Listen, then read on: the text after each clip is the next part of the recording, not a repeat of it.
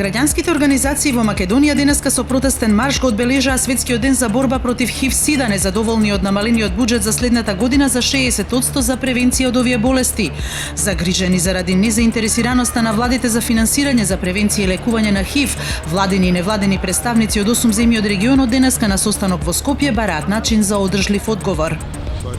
По представки на дополнителниот заменик министер Оливер Андонов и ВМРО-ДПМН антикорупцијска денеска побара од основното јавно обвинителство да отвори истраги за злоупотреби против министерот за внатрешни работи Оливер Спасовски, коалицијата предводена од СДСМ, општина Куманово, кумановскиот градоначалник и јавното комунално претпријатие во Куманово за кршење на изборниот законник и незаконски активности за партиски цели.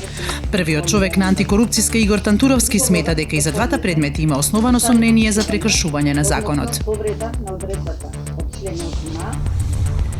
Колапс на електрониката во авионот најверојатно е причината за уривање на авионот Ламија во Централна Колумбија, во која загинаа 71 лица, а 6 ја преживеа несреќата. CNN објави делови од аудиоматеријалот во црните кутии, во кои пилотот ја информира контролата дека целиот електронски систем на авионот не функционира и авионот е без гориво. Меѓу патниците беа и фудбалерите на бразилскиот клуб Шапиокоенсе.